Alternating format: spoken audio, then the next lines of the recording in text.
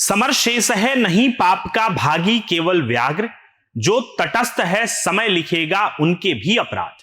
आज पूरा देश सोनम वांगचुक की भूख हड़ताल की चर्चा कर रहा है, लेकिन क्या आप जानते हैं कि सोनम वांगचुक के पिता भी भूख हड़ताल पर बैठे थे? और सबसे हैरान करने वाली बात, तत्कालीन प्रधानमंत्री इंदिरा गांधी खुद लेह पहुंची थी और अपने हाथों से उन्हें जूस पिलाकर अनशन तुड़वाया था। आखिर कौन थे सोनम वांग्याल? कैसे उन्होंने लद्दाख के अधिकारों के लिए ऐसी लड़ाई लड़ी जिसकी गूंज आज भी सुनाई देती है? और क्या आज सोनम वांगचुक उसी विरासत को आगे बढ़ा रहे हैं? आज इस वीडियो में हम आपको बताएंगे सोनम वांगचुक के पिता सोनम वांग्याल के बारे में। नमस्ते, मैं हूं निशांत। सोनम वांग्याल लद्दाख के सबसे प्रभावशाली राजनीतिक नेताओं में गिने जाते थे। उन्होंने पहले नेशनल कॉन्फ्रेंस के साथ राजनीति की और बाद में कांग्रेस में शामिल हो गए। 1975 में वे तत्कालीन जम्मू कश्मीर सरकार में कैबिनेट मंत्री बने। उन्होंने कई अहम विभाग संभाले और लद्दाख की आवाज को सरकार तक पहुंचाने का काम किया। लेकिन उनकी पहचान सिर्फ एक मंत्री की नहीं थी, बल्कि एक ऐसे नेता की थी जिसने सत्ता में रहते हुए भी अपने क्षेत्र के अधिकारों के लिए संघर्ष जारी रखा। साल था 1984। उस समय लद्दाख के लोग अनुसूचित जनजाति यानी एसटी सूची में शामिल नहीं थे। स्थानीय लोगों का मानना था कि बिना संवैधानिक संरक्षण के लद्दाख का सामाजिक और सांस्कृतिक अस्तित्व खतरे में पड़ सकता है। इसी मांग को लेकर सोनम वांग्याल ने 2 बार भूख हड़ताल की।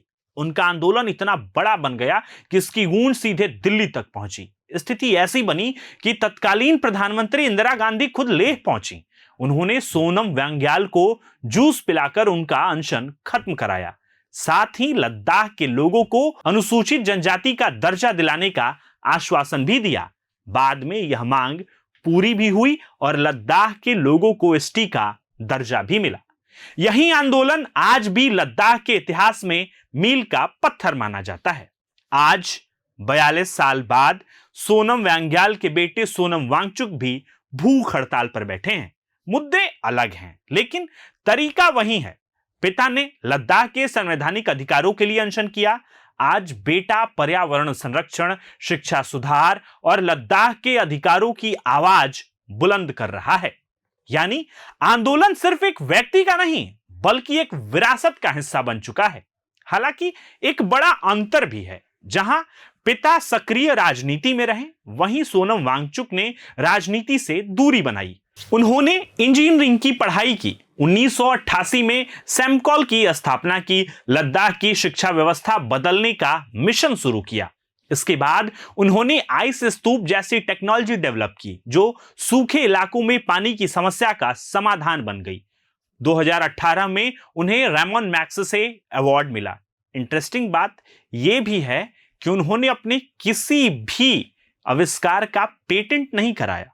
उनका मानना था कि तकनीक इंसानियत की सेवा के लिए होनी चाहिए, कमाई का जरिया बनाने के लिए नहीं। 28 जून से सोनम वांगचुक दिल्ली के जंतर मंतर पर अनिश्चितकालीन भूख हड़ताल पर बैठे हैं। उनकी तबीयत लगातार बिगड़ रही है। इसी बीच दिल्ली हाई कोर्ट ने भी उनकी सेहत पर चिंता जताते हुए कहा कि सोनम वांगचुक की जिंदगी बेहद कीमती है और उनकी सुरक्षा सुनिश्चित करना सरकार की जिम्मेदारी है। यानी आज एक बार फिर लद्दाख की आवाज पूरे देश में गूंज रही है। सोनम वांगचुक की कहानी सिर्फ एक एनवायरमेंटलिस्ट या इंजीनियर की कहानी नहीं है। यह उस परिवार की कहानी है जिसने 2 पीढ़ियों तक लद्दाख के अधिकारों के लिए संघर्ष किया। एक पिता जिसने इंदिरा गांधी के सामने भूख हड़ताल की, और एक बेटा जो आज लोकतांत्रिक तरीके से अपनी मांगों के लिए अनशन कर रहा है। दुष्यंत कुमार लिखते हैं कि सिर्फ हंगामा खड़ा करना मेरा मकसद नहीं, मेरी कोशिश है कि यह सूरत बदलनी चाहिए। हो गई है पीर पर्वत सी पिघलनी चाहिए, इस हिमालय से कोई गंगा निकलनी चाहिए।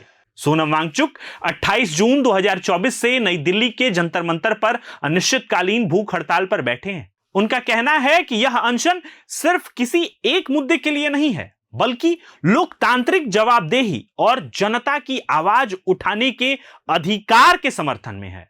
उनका धरना उस प्रदर्शन के समानांतर चल रहा है जिसमें कॉकरोच जनता पार्टी के बैनर तले प्रदर्शनकारी नीट यूजी 2026 सहित विभिन्न प्रतियोगी परीक्षाओं में कथित अनियमितताओं की निष्पक्ष जांच और केंद्रीय शिक्षा मंत्री धर्मेंद्र प्रधान के इस्तीफे की मांग कर रहे हैं। अब सवाल यह है, क्या इतिहास खुद को दोहरा रहा है? अपनी राय हमें कमेंट में जरूर बताएं। प्रभातखबर.com, विश्वास वही, रफ्तार नहीं।